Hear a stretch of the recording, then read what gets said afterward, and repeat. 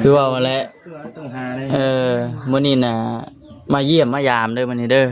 บ่ได้มีหยังแม่นบ่ได้มีหยังพุ่นแหละมื้อหน้ามื้อในคันว่ามีทางผู้ใหญ่เพิ่นให้เป็นสะพานบุญให้คันว่ามีผู้ใหญ่เพิ่นสงสารว่าซั่นซะเนาะโดยก็สิเข้ามาเยี่ยมมายามอีกรอลุ้นรอพังเบิ่งนั่นแหละพี่น้องเนาะอันนี้ก็มีแต่ว่าภาวนาให้มีทางผู้หลักผู้ใหญ่เพิ่นได้มองเห็นแม่นในสงสารว่าซั่นเนาะแม่นเดือดข้าวน้ำหลักๆคือเป็นข้าวเนาะ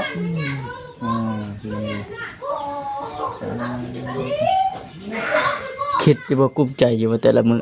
อยู่กัน2คนนี่เคยคิดกุ้มใจอยู่บ่คิดนั่นแหละคิดมันคิดแบบใดเอ้า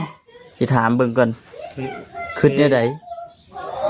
กุ้มสิ่งที่ว่ากุ้มใจที่สุดมันบ่มีกุ้มที่ว่ามันบ่มีเคยไปท่ออยู่บ่เคยท่ออยู่บ่คือท่อบางเทื่อบ่มีในข้าวในน้ำแบบให้ลูกกินสินะเคยท่ออยู่บ่มีแต่ว่าสิเอาเงินให้หมอน้อยเพิ่นเช้าเป็นไข่เป็นนาเพิ่นได้จักซื้อกระต้มขนมกินก็ได้เนาะมื้อว่าสิเอาให้เดี๋ยวนี้ไปซื้อกินเดี๋ยวนี้เดี๋ยวห้อย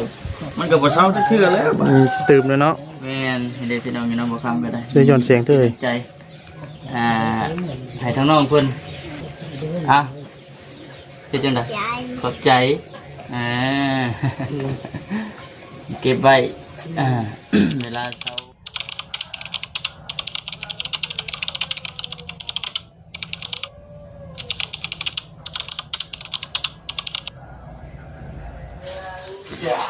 พี่น้องเปิดภาพเปิดคลิปมากันเหลื่อมในเด้อพี่น้องเด้อเนาะทักทายสบายดีพอดีว่าทางทีมงานเพิ่นแนะนำมาว่ามีครอบครัวหนึ่งพี่น้องเนาะเพิ่นว่าชื่อว่าจังใดเลยว่าง่ายๆก็ยังบ่ทันได้ฮู้รายละเอียดปานใดดอกพี่น้องเนาะทำมาคำก็ได้จังใดก็มีแต่ว่าสิขึ้นไปถามไทยให้ฮู้รายละเอียดนำกันเนาะพากันเดินทางมาทั้งนี่พี่น้องเนาะวันนี้พอดีว่าทั้งเบาแสนเพิ่นก็มีงานมอบแน่มาต้อนอีกครอบครัวหนึ่งว่าซั่นซะพี่น้องเนาะเฮาก็เป็นเทื่อแรกของบ่าวคำว่าซั่นซะพอดีเจ้าของเฮือนเพิ่นอยู่ขออนุญาตขึ้นเด้อ เอาขึ้นเฮือนมาเพิ่นสบายดีโอ้ผลึกแท้อันนี้เนาะลูกมาถูกมันยากแท้ติเป็นนี่ใดบาทนี่คือว่าทุกข์คือว่ายากเป็นนี่ใดของเตนพ่อหน้าเพิ่นว่าทุกข์ยากเราได้พี่น้องเนาะถามไทยเบิ่งก่อนเป็นนี่ใดคือว่าเมื่อก่อนเนี่ยมีทางทีมงานเพิ่นเข้ามาอยู่บ่ถามไทยอยู่บ่ว่าทีมงานเข้ามาถามไทยอยู่บ่มาวางหวานมื้อชื่นนี้นะวานมื้อชื่นนี้แม่มาไว้เด้อแม่เด้อยังไว้ดีมื้อชื่นนั่นแหละมื้อชื่นนั่นบ่โอ้เหลื่อมเนาะบ่สลิต้องให้เรานั่งปิ่นหน้าขึ้นเหนือพูดเด้ปิ่นบ่ครับปิ่นนี่นี่นี่ใช่บ่แหมจังซั่นแหละเหลื่อมมันอยากตอบแสงนี่สบายดีปุล่ะสบายดีโอ้บ่ได้ไปเฮียนบ่ครับไม่เอาเราเฮียนน่ะบ่ไม่ไปบ่มีเงินชงเข้าโรงเรียนปอใดอันนี้อยู่โอ้ยก็เฮาปีเดียวเลยบ่ทันได้เช็งเลยย่าบ่มีเงินเฮาปัดกองเงินนำแม่คุมื้อเลยแม่บ่มีเงินเฮ้อบ่ชื่อขนมข้าวในหมู่คนนี้โอ้ยก็บ่มีเงินเฮ้อเลยย่าย่าก็ย่าแล้วไอ้ได้บ่มีไปนอดปอใดก็วงโรงเรียนอนุบาลน่ะนะโรงเด็กน้อยคันที่ไปนั่งมันแดดโรงเรียนอนุบาลเขาเรียนอนุบาลนั่นหูดินเนาะมันก็เฮาน่ะดีโอ้มีเพลงเนี่ยพี่น้องเนาะโดยเขาเรียนอนุบาลนั่นแหละบ่ทันได้เช็งเลยยากบ่มีเงินเฮ้อมื้อนี้แม่เฮ็ดเวียกยังเฮ็ดเวียกยังลูกบ่สบายเลยเพิ่นเป็นหยังไข้กินไข้กินไข้ไข้แน่ล่ะบ่มันนี่เล่นลูกว่านี่รับมันมือนี่นะไข้กว่าลูกเล่ว่านี่รับมันมือก็อยู่ก้อยก็อยู่ไม่ไปชายขออนุญาตเนาะแม่ชื่อยังก็ชื่อสงกาแม่สงกาอายุจักปีชื่อคนอายุเจ้าของเพิ่นเนาะแต่ว่าปัจจุบันนี่น่ะพากันอยู่นำกัน2แม่ลูกนี่บ่บัดอันผู้เป็นผัวได้ ผู้ปะ ผัวป้าป้าได้จักปีเลยเพิ่ม ห เติ ลาย มเลย หลายปีเลยได้เพิ่งเติบเลยได้ ผัวป้าหลายปีเลยพี่น้องเนาะ บางทีปีละห้านี่แหละยิงมุ้ง บ่ซีก็ห้า มุ้งนี่ ประ ก็ มาณ จับ 4 บ่ ปี ได้ 5 ปี จับบ่ได้เอามาหลายปีแล้ว เพื่อนคุมื้อนี้ปัจจุบันนี้นะพากันเฮ็ดหยังก็ใช่ เฮ็ดหยังจู้ แบบบ่ขอแนะนำให้หน้าตะกร้านี่บ่ได้มีบ่ มีก็บ่หลาย มีอยู่แต่ว่าบ่หลาย เฮ็ดอยู่เนาะแต่ว่าช่วงนี้มันขาพ้นเนาะมันบ่ โอ้ เฮ็ดนานนะแต่มันบ่หลาย บัตรผู้มันขึ้นเล่นไทยให้ไทยหน้าได้บริไทยก่อน น้อง น้องชาย น้องฝ่ายเฮ็ดให้ เออ เฮ็ดน้ำน้องนาน เอาสว่าง่ายๆก็อาศัยผู้เป็นน้องเนาะ อาศัยน้องนั่นแหละไว้เป็นเอ้ยค่ะแต่อาศัย ขึ้น น้อง เล่นไทยให้ไทยหน้าให้เห็นว่าผู้นี้มันยังน้อยอยู่บัด อาศัยน้องนั่นแหละน้องฝ่ายฝ่าไฟเอ็นให้เอ็นนานนะ มาเตละปีได้กุ้มอยู่บ่เขาถูกชุดได้จักสอบ 10 บาท 10 ปลายสอบ 10 ชาม เนาะขนาดชาประมาณบ่ทำกะเบิ่งประมาณ30 40สอบเฉพาะกินที่ก็ยังนี่อยากเสี่ยงยังบ่อยากกุ้มก็ได้เลย คุ้ม เชื่ ปี อ เนาะ คุ้มได้มืดปีได้ แถมอีกอย่างเฮาอยู่บ้านเฮาก็บ่ได้มีในเฮ็ดนี่พอได้เยาะขายซะไปสิขาย อันนี้พัดโบคายกับไม่คายกินกับบ่มีนี่เด้จ้ะแต่กินก็ยังบ่พอสิคายกับยัง เนาะ บ่มี คือช่วงนี้เนี่ยแม่นเบิดแต่ว่าเขากิน ยังก็บ่หลาย ยังก็บ่หลาย เตียวบ่พอกูปีมืดน่ะ มันสิเบิดช่วงมันช่วงยามดำนาสิบ่ บางปีก็ดำนาแล้ว โอ้บางปีก็มันดำนาแล้ว แล้วหนาหมดเขาลงทุนบางปีก็บ่ทันได้ดำก็หมดอีกหมดก่อนอีกนั่นน่ะนะกินบางนั้นได้มันน้อยมันหลายได้ ติดตาม กิน เนาะ ตาม เอาง่ายๆก็เป็นบางปีเนาะสักเด็ดแล้วพี่น้องโอ้ยเนาะ แล้วนะหมด ช่วงแรงเนาะเด็ดเลยมื้อนี้เฮ็ดไปช้างกินซั่นมื้อนี้ บ่มีลูกก็อันนั้นได้แหละบ่ได้อยู่นี่ป้าบ่ได้นั่นแล้ว เพิ่นหาก็เป็นไข่มื้อนี้บ่ ไป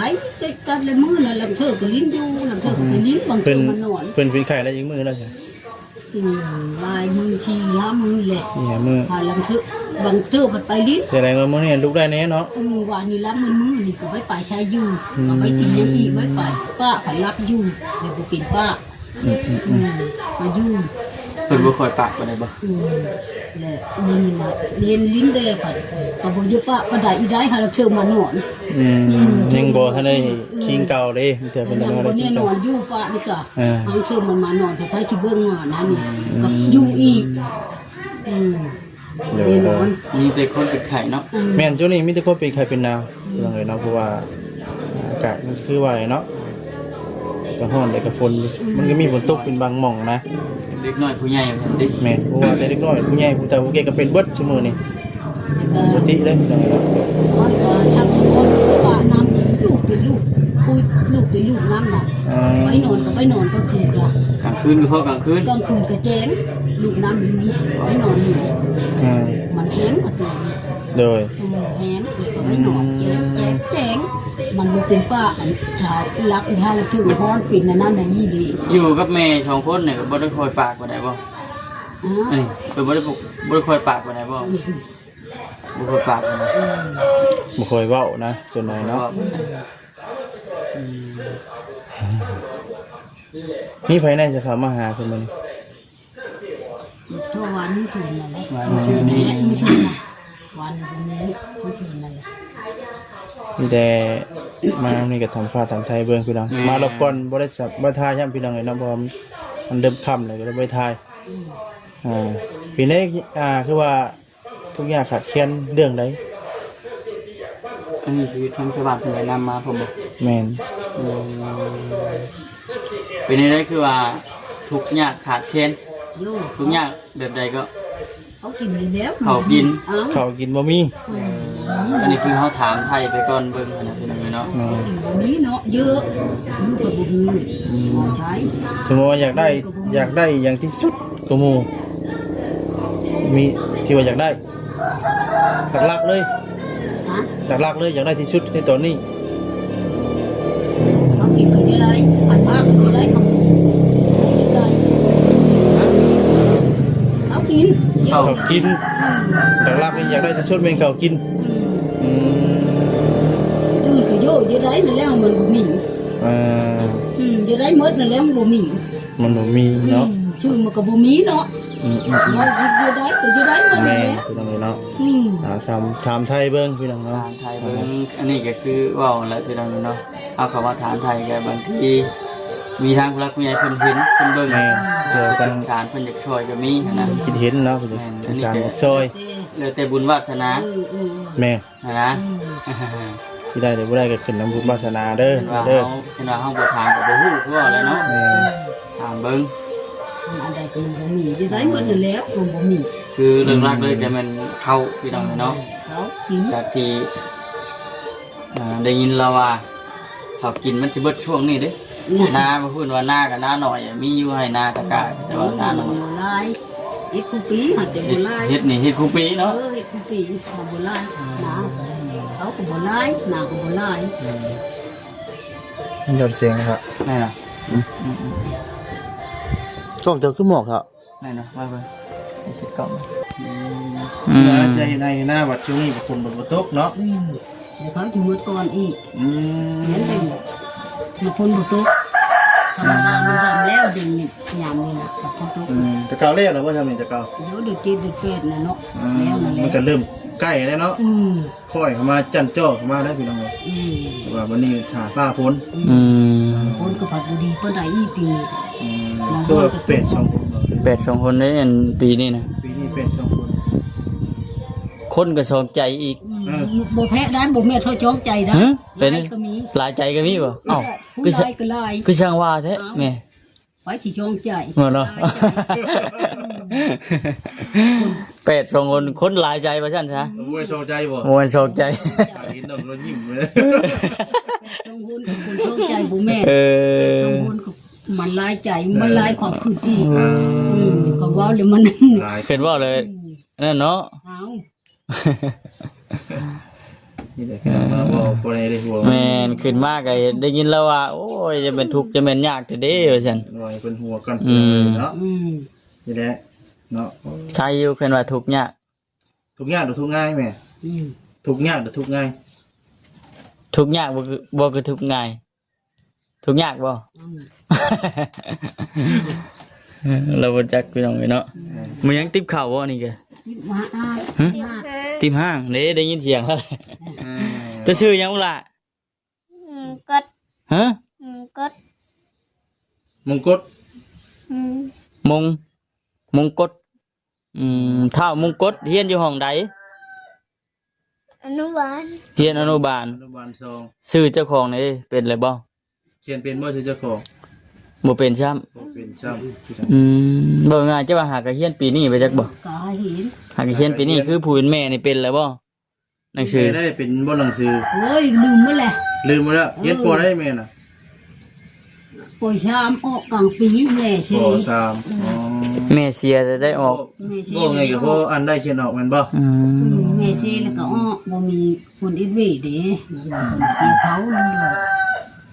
นั่นแหละอ๋อ แล้วไปนั่นแหละบ่ได้ฮู้เนาะอ่านป้ายอ่านทาง แม่น เนาะ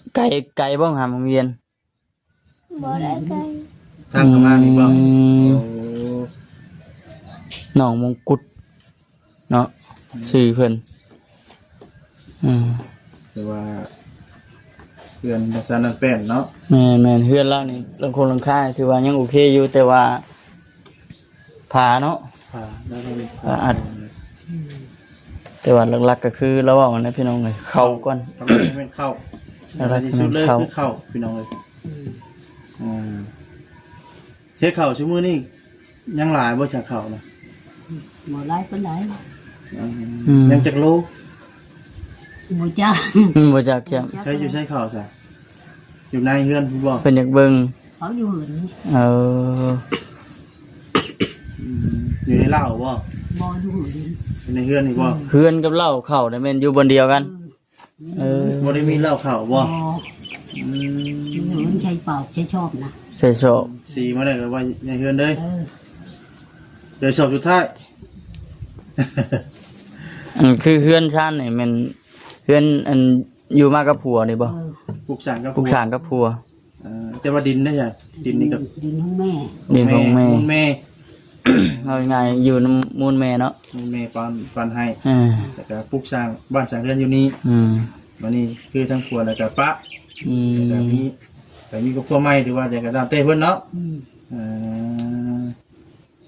ประมาณนี้พี่น้องเนาะเรื่องราวครอบครัวของทาง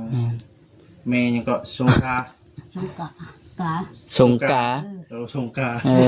เนาะอย่าลืมจะลืมซื้อแล้ว สงกา เนาะ เนาะสงกา สงกามุงกด มงกฎ อืม มีลูกชายเดียวได้เป็นบ่ ลูกชายโทนลูกชายเดียว อืม อืม เดี๋ยวนี้แหละ พี่น้องเลยปูราคงราคาแล้วก็ปิวไปพุ่นเต็มขึ้นเลย มันกังบ่ได้มันจะพูดนั่นน่ะ ไม่หยังก็ มันเฮอครั้งแดดมันครั้งบ่ได้ว่า บ่เป็นหยังบ่ ว่า เป็นห เจ้า ยัง แต่ชื่อ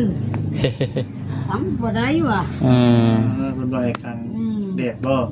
ครั้งบ่ได้ว่ามันจะพูดย้ำกันนาย้ำมันลงมาแล้วย้ำ บัดฝนตกฝนหยังนี่เป็นจังไดจะเฮือนเจ้าเปียกบ่ คำพละดะเป้คำแบบสมมุติว่าหลุมนะคำบ่หลุมนะบ่เป้ ฉะนั้นมันพระมาทั้งพี่นี่มันเปียก แต่ บ่ ว่า เลย ลมพัดเข้ามาสิมันเปียกเลย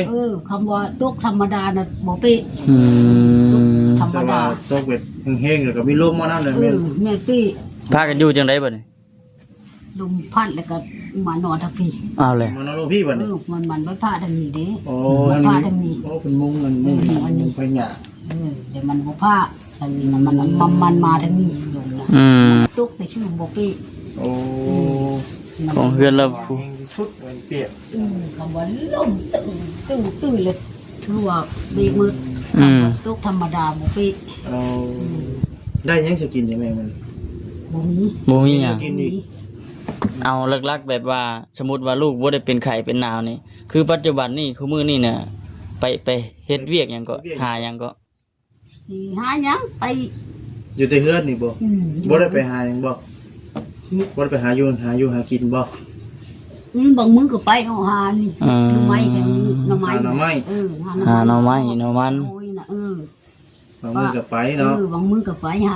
หน่อไม้แถวโหยนี้ เอาไปก็บ่มีกินได้เลยเนาะยิ่งบ่มีข้าวกินอยู่บัดนี้บ่ไปสิตื่มเลยเนาะ มันเริ่มผัดลูกไข่อีผัดสิป้าไปหาลูกไม้ผัดหาแล้วถึงมันมานอนเด้แม่มันหาลูกไม้อยู่ผู้คือว่าลูกลิ้นอยู่บ้านมาแล้วมันนอนอยู่มันแฮมเด้ มื้อที่ว่าลูกเป็นนั่นบ่มื้อที่ว่าลูกเราเป็นไข้น่ะคือแม่น่ะบ่ได้อยู่นํพี่น้องเอ้ยเนาะไปหาอยู่หากินแต่พอมาเฮือนฮอดเฮือนฮอดชาติเพราะว่าเห็นลูกนอนอยู่ เป็นไข้บ่สบาย แล้วว่าคำว่าลูกบ่ได้เป็นหยังนั่นแหละป้าลูกเลยไปหาหน่อไม้ อืม แล้วมากับใครแด้ลูกบ่ได้เป็นหยังอันนี้แล้วมันไขมันหยังเลยบ่เป็นป้า อืม ยันมันมาลิ้นอยู่หาแต่บัดแล้วยันมันมานอน อืม แล้วป้ามันฮ้อนมันหยังเนาะแล้วบ่เป็นป้าอีกก็บ่ เสร็จแล้วอยู่2คนก็ยากแน่เนาะ แม่ ไปหน้าคือหนึงหลัง ไล่ชื่อ คำว่าเพิ่นแข็งแห้งยังว่าไปนำแม่เนาะ บ่รู้ว่าคำบอกแข้งแห้งก็บ่ไปนำกันป้าอยู่หื่นก็ ไป ได้ อยู่เพื่อนก็ได้เนาะ ไปเล่นน้ำมูนี่เนาะน้ำมูไล่ชื่อว่าไปรับจ้างรับบายก็ป้าเล่นน้ำมูไปลิ้นน้ำมูแล้วก็ค่อยไปคำว่าอยู่แห้งน่ะ คำว่าเพิ่นอยู่ดีมีแห้งยังว่าคำว่าฝนตกฝนลิ้นที่ในหน้าได้ยังว่าไปทำนาจ้างเนาะ แล้วก็อยู่ดีมีแห้งน่ะป้าได้จำนี่น่ะไปฮะรับจ้างเชียร์เชียยังน้ำมูน่ะอันนี้แล้วมันเป็นอยู่เป็นนี่น่ะป้าบ่ได้ อืม ว่าเอาไปน้ำผัดบ่แม่นมันไทยแล้วอยู่ อืม แสดงว่าแรงสิเฮ็ดหยังกับลูกกินซะบ่แรง เอาหาเด้เลยห้ามเอาไปหาไม่กูเนื้อเลยไปน้ำเลยเอาหาได้ก็ใบลายดอกก็อย่างเอาหาอย่างนี้ สิเฮ็ดหน่อไม้แกงหน่อไม้สิลูกกิน เอาหาเลยเอาได้บ่ลายอยู่เอาไปก็จะนอนแดด เป็นครัวอยู่ทงเฮือนเลย กินอยู่ถึงเดือน ไป มี ก็ ชา จะ ติ นอนแดดวันนี้มันไว้ไปเลยอยู่รับมันมือไม่ไปรับอยู่เลยป้าบ่ได้ให้ถือฮ้อนยังผัดมีไผหลุมน้ำบนไผเบิ้ง อืม คือว่าใบไปใบป้า โดย คือว่าใบกินอีกินกะ ไม่ต่อยไม่หา มื้อใดมันยากก็แม่นถือว่าจุนะเนาะบ่ได้ไปหยุดไปก่อน ไปยุดก่อนมือไหน มี เนี่ย หยังกินก็กินไปก่อน บ่มีแล้วก็บ่มี บ่มีแล้วแม่นบ่มี ไปบ่มีแล้วก็บ่มี พวกถืออีกอยู่พี่น้องเนาะ นี่ก็คือบ่มีเนาะ อืม สิมีอะไรเนาะ คือว่าว่าแหละ ต้องหาได้ มื้อนี้น่ะมาเยี่ยมมายามเด้อมื้อนี้เด้อ บ่ได้มีหยัง แม่นบ่ได้มีหยังพุ่นแหละมื้อหน้ามื้อในคันว่ามีทางผู้ใหญ่เพิ่นให้เป็นสะพานบุญให้คันว่ามีผู้ใหญ่เพิ่นสงสารว่าซั่นซะเนาะ โดย ก็สิเข้ามาเยี่ยมมายามอีกรอลุ้นรอพังเบิ่งนั่นแหละพี่น้องเอ้ยเนาะอันนี้ก็มีแต่ว่าภาวนาให้มีทางผู้รับผู้ใหญ่เพิ่นได้มองเห็น แม่น ได้สงสารว่าซั่น เนาะ แม่น เดือดข้าวน้ำหลักๆคือเป็นข้าวเนาะคือ คิดอยู่บ่กุ้มใจอยู่ว่าแต่ละมื้ออยู่กันสองคนนี่เคยคิดกุ้มใจอยู่บ่ ขึ้นนั่นแหละขึ้นมัน คิดแบบใดเอ้าสิถามเบิ่งก่อน คือ คิดแนวใดกลุ่มสิ่งที่ว่ากุ้มใจที่สุด มันบ่มี กลุ่มที่ว่ามันบ่มี มัน เค บ่ ย มีแล้ว เค ก็ ย บ่ ไปท่ออยู่บ่ ฮะ เคยท่ออยู่บ่ ขึ้นทอบ าง บ่ เทื่อบ่มีในข้าวในน้ำแบบให้ลูกกินสินะเคยท่ออยู่บ่ กินอยู่คู่มื้อหาแต่ว่าบ่หลาย บ่ได้อดบ่บ่พาได้อดบ่ อดเขาน่ะหาได้กินอยู่หาแต่ว่าบ่หลายแล้วหาแต่กินไปกว่าน่ะว่า กินข้าวตัวเราเนาะ ใครกว่าไปกินอยู่หอมลงบ่หลายแล้วน้องมันบ่มีกินช้ำนั่นแหละ กินซามีเนาะ กินช้ำนี้ เอาง่ายๆกันเราคิดอยู่หั้นนะเนาะเวลาเมื่อยคิดอยู่คิดกุ้มมุกกุ้มใจอยู่คิดก็ได้แต่คิดคือว่าแล้วเนาะ คือแต่ชื่อ คิดก็ได้แต่คิดซื่อ คือบ่ได้ ๆคือแต่มันบ่มีเห็นว่าลูกเต้าไปหาเงินหาค้ำอยู่อันไทยว่าซั่นซะยังว่ามีบ่อนอันพึ่งพาอาศัยเนาะ อันนี้น่ะบ่มีเลย ขึ้นไปคือชะม้อยขึ้นไปคือชะม้อย อันนี้แบบ ชุดช่วย อยู่ซื่อๆบัด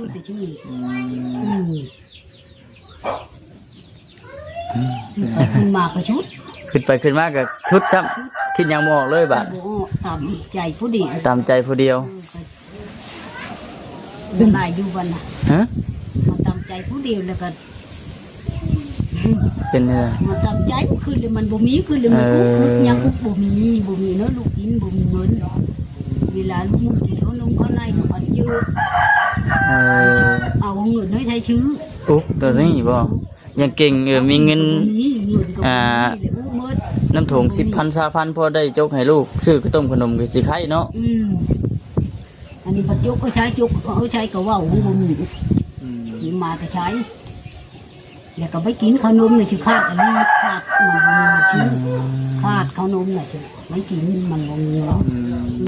ขาดแท้อันนี้สิผู้ใดบ่มีก็ไปกินอันเขาน่ะสิไม่ขาดเขากินอยู่ เราได้กินอยู่เนาะแต่เราก็มันอยู่ในกิน แต่ว่าเขานมเขาในน่ะสิขาดบ่มีชื่ออันเขาน่ะมีบ่น่ะก็โยกไปรับจ้างรับใบหมู่ผัดหมู่เฮอเขาเนาะเดี๋ยวไปสิญาชีวิต คืออันทั้งเจ้านี่เคยได้ไปอยู่บ่ไปรับจ้างดำให้ดำหน้าไปสิ ไปอยู่บ่